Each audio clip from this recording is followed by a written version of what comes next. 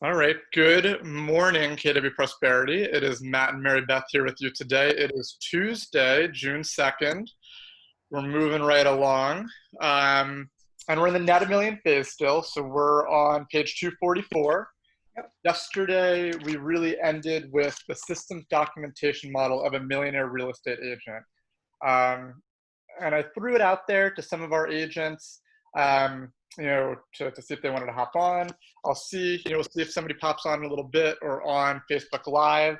But really, this reminds me, Mary Beth, when, we've done consultations with our top 20%, the ALC in particular. And I remember you had sat down one week with Matt Weiss, and you literally asked him, okay, so what is your standards? What are the steps that you do for an open house? What are the steps that you do for your marketing?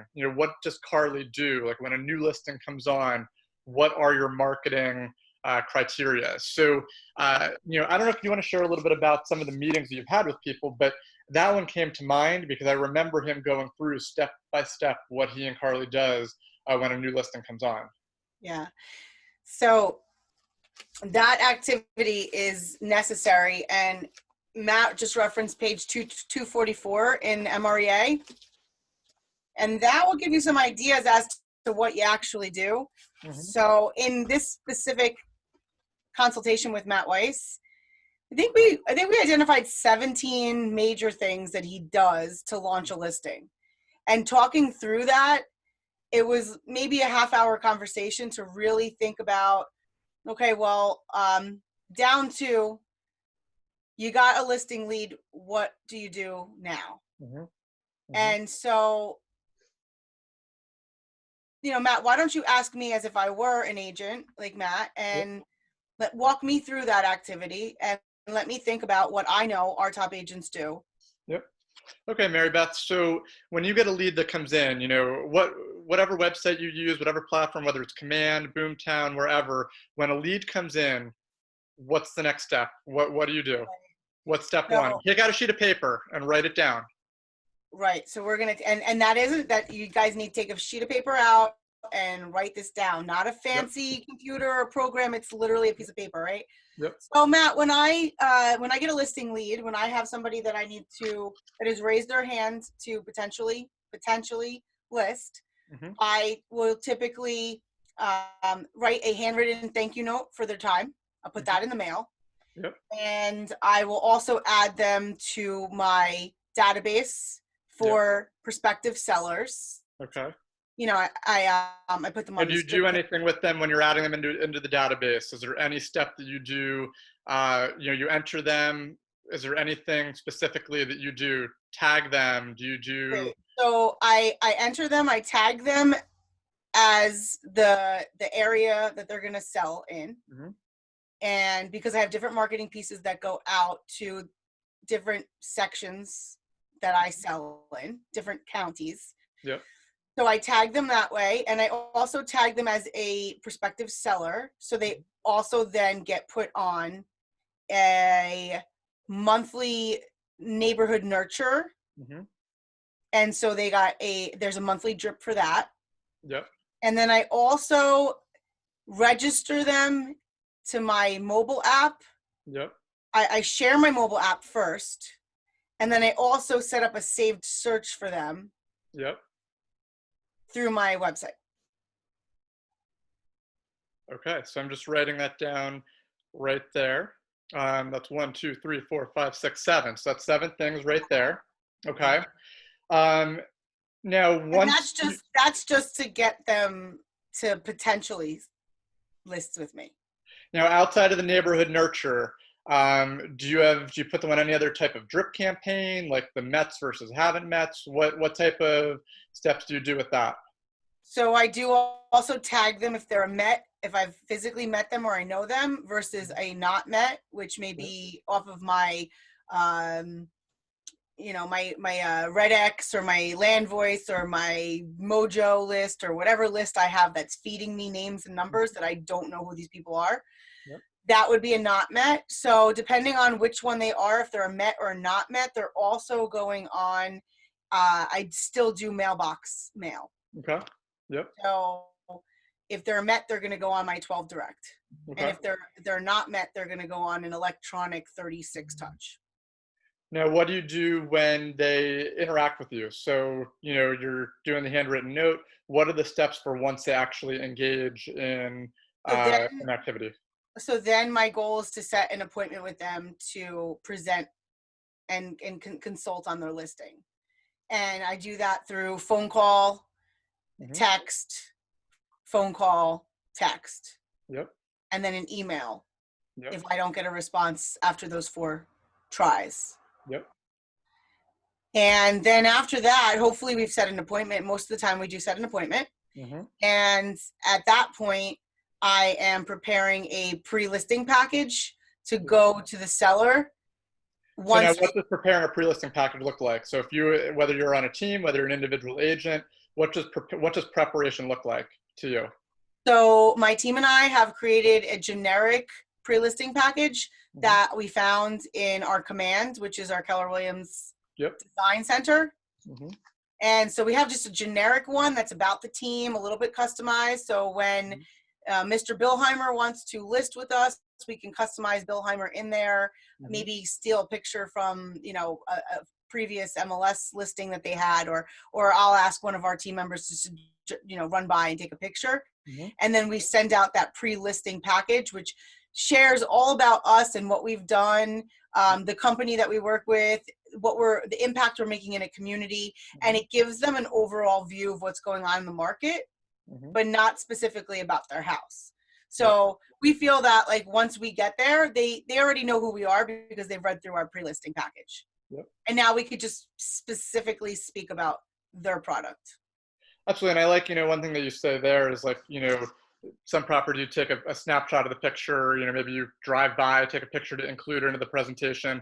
Those are the type of nuances that people need to write down, because that's where, as you start handing it off to someone else, they're not going to know that step. If that's something that you do in all of your presentations, if you just say prepare pre-listing presentation, if that person doesn't know that that's part of the standards that you've set and the expectations, they're not going to know that. So it's important to make sure you include that in this operations manual.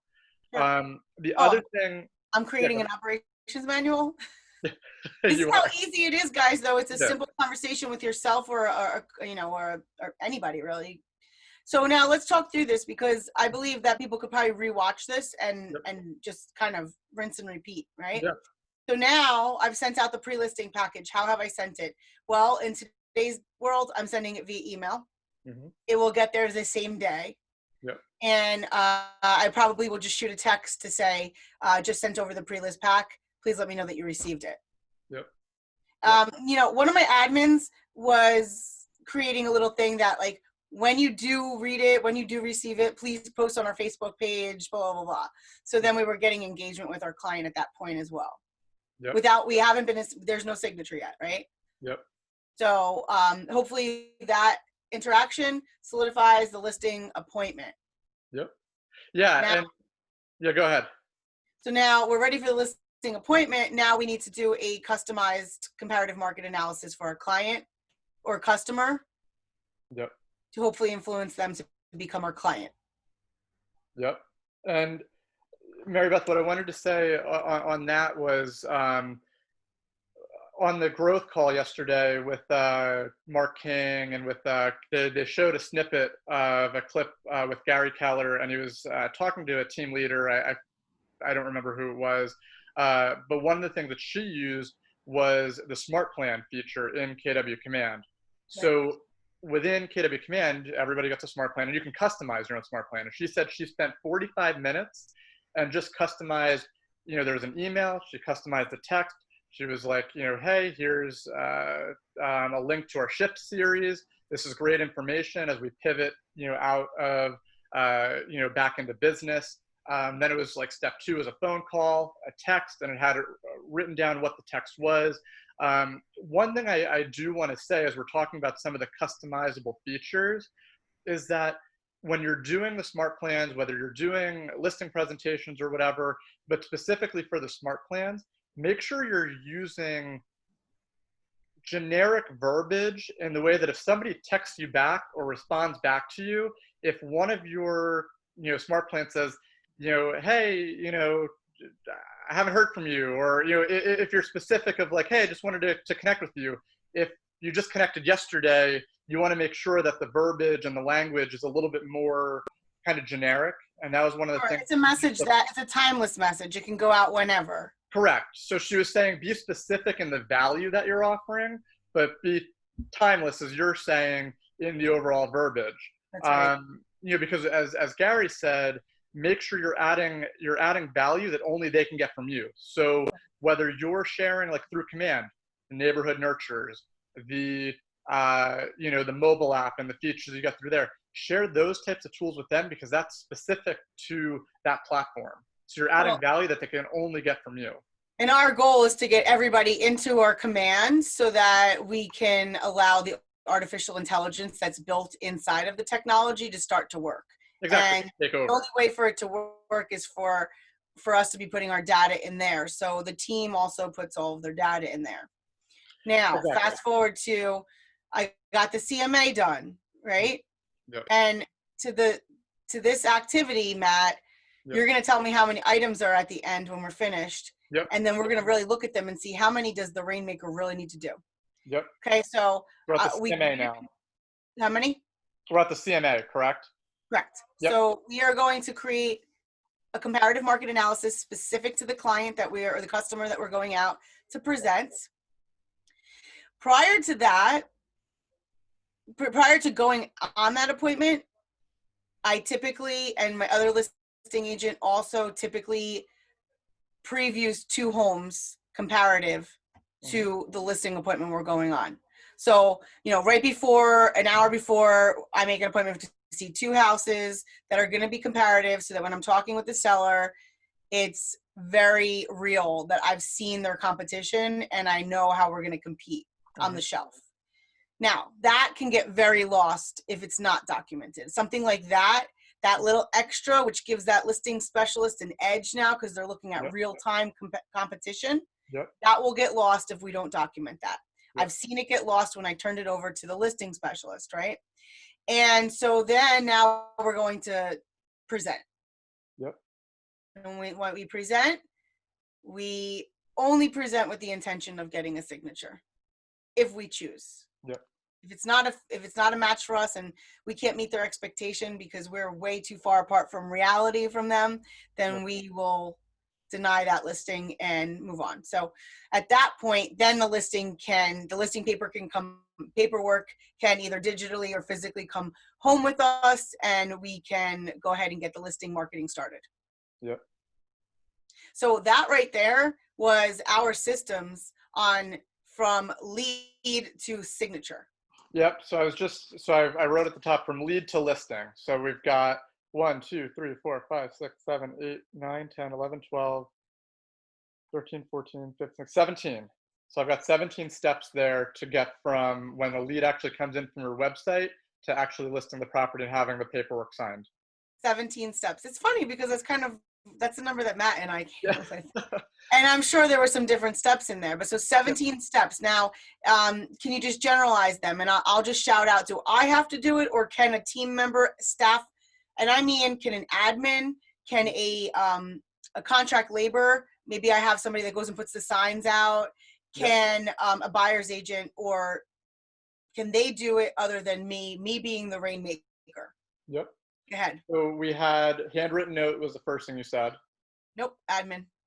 Database, enter them to database. Admin. Tag the area that they'll sell in.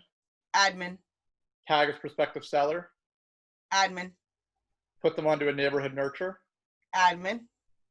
Put them onto a smart plan drip campaign. Admin. Register them to the mobile app. Admin. And actually we did that back, or share the mobile app with them. Admin. Then register them. Save a search for them on the mobile app. Admin. Then once they connect with you, tag as a Met. Admin. So now goal set to get an appointment. So you're going to do a phone call to them. Me. Send them a text follow-up. Me. Another phone call with them. Me. Then you're going to get the appointment for the CMA. Me. You're going to preview 2 homes to as a comparison. Me. You're going to present the CMA to get the signature. Me. You're going to get the listing paperwork signed. Me. And you're going to put a sign in the front yard. You didn't get there yet, because then from that, there's a whole nother process from list Yeah. to post to market Yeah. to sell. And so, I mean, if we take all of those activities, what did I own? Maybe less than half of them, right? Yeah. I mean, I would say 75% was for the admin. Correct. So I could now hire somebody in my life that wants to do work for me for $15 or $20 an hour. Yep. And they can do all of that, which I just identified the 80%. And then as the rainmaker, spending more time with clients, presenting, influencing, understanding motivation, and really facilitating what the admins need to do. Well, it's allowing you to be more in the dollar, productive activities, the lead generation, the getting the listings, the actual, really the activities of getting information, and the back end stuff, which is very time consuming. When you're putting people in, entering a database, you probably need to block a couple hours a day to do that you're not having to do because you're having someone else do it for you. That's right. So if I were to take 2 or 3 hours, let's say it's 2 hours, let's just go 2 hours of admin work, solid admin work to do all of this that we just talked about. Now, on top of that, we have listings that are active and we have under contracts that have to get, maintained. And then there's transactions that are set to close to manage that. So if we had 2 hours just on the lead to listing admin work, yep. If you gave me 2 hours to go and present to another client every day, yep, or to make another follow-up call, to book another appointment, those types of activities will generate anywhere from, $5,000 to $15,000 and some upwards. Yep. Whereas those 2 hours now with a high paid admin could cost me $50. Yeah. Well, and when you're hiring capacity talent, that person's going to start, once they know the role and know what to do, they're going to be proactive and saying, hey, what about this? What about that? Well, I added this into your presentation because this is going to enhance, your point, for pricing. They're going to start to make your job even easier when you're going on these appointments. Well, if you create a system and it's repetitive, if it's repetitive and you can do it over and over, you get better at it. It's easier, ease and elegance. And that's when, an administrative assistant would say, I had time because I can do this now 30 minutes quicker. Yep. So that 30 minutes I spent looking around to see how I can improve the system or the experience for the customer. Absolutely. And I think that that's the point in all of this, right? Is our goal is to give a customer experience like never before, so that they continue to come back to us, because you don't get into relationship with a lead for that one transaction. You get into the relationship with the lead to be their realtor for life, their resource of real estate questions for life, for them and anybody else that they're willing to share your information with. And so that needs to be your job. The other stuff that we just talked about, that's a lot of hours of stuff that agents get boggled down in. Don't appropriately time block it, because it should not be happening during the time that you can physically go out there and talk or present to somebody. Absolutely. And I would argue that this is, if you don't master this step, then you can't get to the receive a million phase, because you're always going to be working in your business. If you're always working, if you don't have these in place, you're never going to be able to get out of the business. That's right. It is. Well, you'll also still always want to hold a piece of it. Oh, but I have to do this, or I have to do that. I mean, we went through that list of 17. I'll tell you, I could have taken it down to just one thing. I could have just taken it down to, I show up on the listing appointment and I present, and that's it. I could have actually had admin and client managers be calling to say, hi, we're following up because Mary Beth would love to meet with you. Are you available Thursday at 7 or Saturday at 10 better? So I could have absolutely hired, I just got a text message from Phone Animal, which is an ISA company. So I could have absolutely leveraged off all of those, except for the one thing, which would be present to the client, get the signature. And I'll tell you, when you are truly looking to create a 7th level business, you can outsource that as well, because you'll just find somebody to replace you inside of that activity who's a dynamic, amazing, talented listing agent specialist.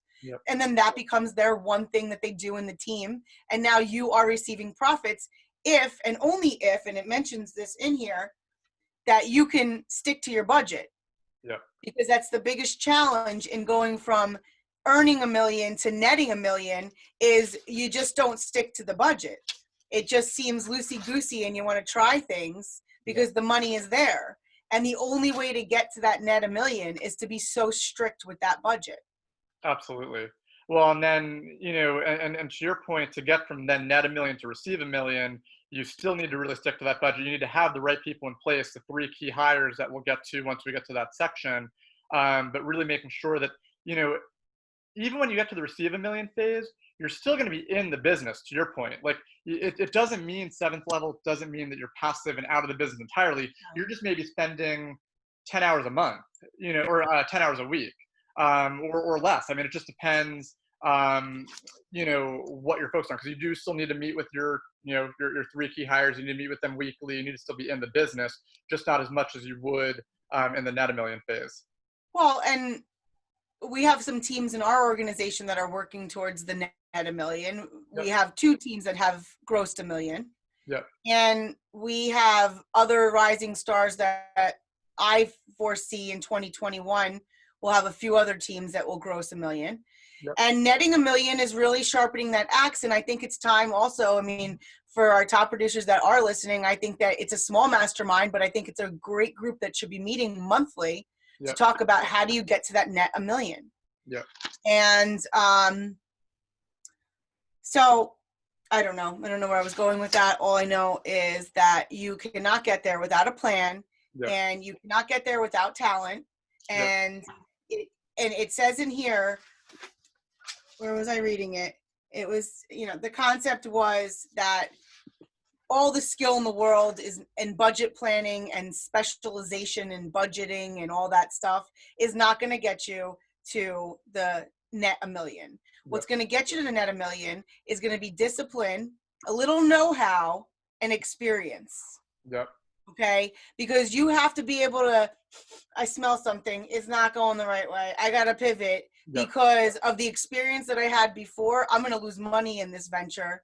Yep. I shouldn't take this listing on because this is going to weigh me down, and I'm not going to take any other listings this week because this guy I can't meet his expectations. I'm constantly, from experience, you'll know what is going to actually pull you back.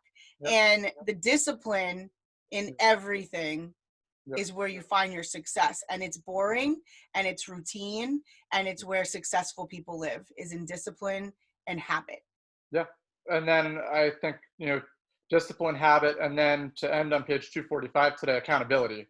So, really making sure, that once you have your systems documentation set up and you've got kind of your operations manual, it's then, the people who report to you, so your key hires, set weekly appointments with the individuals who report to you.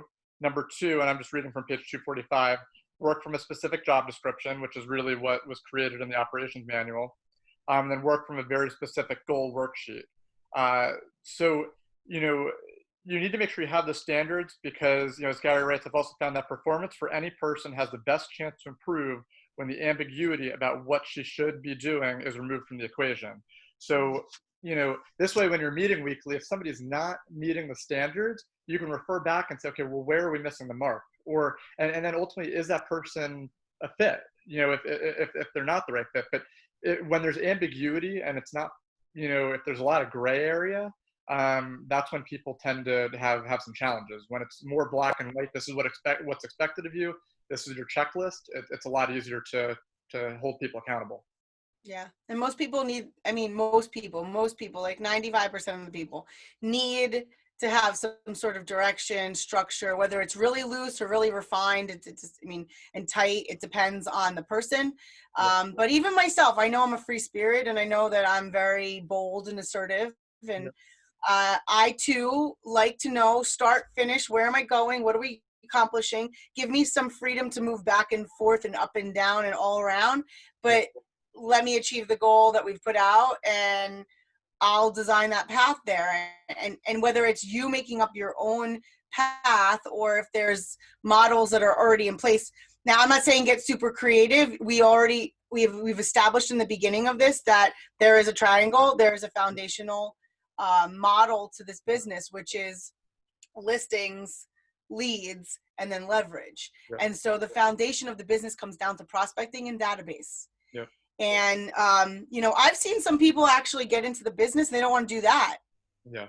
And so can they own the business and then hire the right people to work the model? 100%.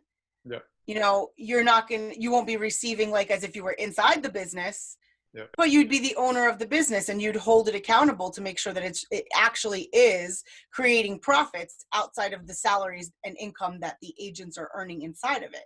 This is a very big picture of a real estate business. For some people, it may be hard because we're in just a one single agent type of business. Yeah. And yet I've seen people come into the business and within 5 years grow into an amazing organization. Yep. So, you know, Zohar Zamir is a really great example. Yes. We interviewed him months ago, and he was kind of just this like one-man show and his wife. And now he has a nice group of professionals that work with him, alongside him, and he's able to accomplish way much more with great people alongside. I will say, as we get into the organizational part of the 7th level, who you hire and bring into your world absolutely matters. You're not really cool because you got an assistant. It needs to be the right assistant for you and where your business is going. And so what I find is lack of vision at the leader is going to be disastrous for building any organization. So don't think by just getting an assistant you're going to have clarity and you'll figure it out. You really need to have a vision for yourself and where you want your business to grow. Then you plug in the people. Yep. Absolutely. No, and I think and more so is then you do these activities like we just did, Matt and I. We just role played for you. You do this kind of activity with your favorite coworker, your team leader, your manager, your whatever, and then you go, wow, look at that list of 12 things that I want somebody to do from my lead to listing. What does that person need? What 3 qualities does that person need to have if that's what they're taking care of? Yeah. So just because I love Matt to death doesn't mean that I think that he should fit that little spot there. And be my lead generator, you know, follow up or put stuff in the database. Maybe that's not his strength. So we'll talk more about that. Yeah, no, I think that's great. And I think that's a good place to stop, because then tomorrow we'll do number 12, which is creating teamwork through rock and roll. And honestly, you're kind of leading into that, just kind of that team, you know, that team kind of world. So Mary Beth, I guess just to end today, do you want to just give a shout out for your 4 o'clock Female Empowerment Workshop with Orly? Yes. So we are having our second Female Empowerment Masterminds. And I would just encourage you, this is not about real estate. This is about being a woman in today's world. And so anybody who's out there listening, please feel free to register and get on with us at 4 o'clock. We are going to open up with some inspiration, and then we will have 2 powerful purpose questions. And we will be actually breaking out into breakout groups on Zoom and then coming back into general rooms so that we could share what we've learned about each other. So thank you for that. And I would love to see more new faces on today's. We already have 30 women registered, and we'd love to get it up to 50. So thank you.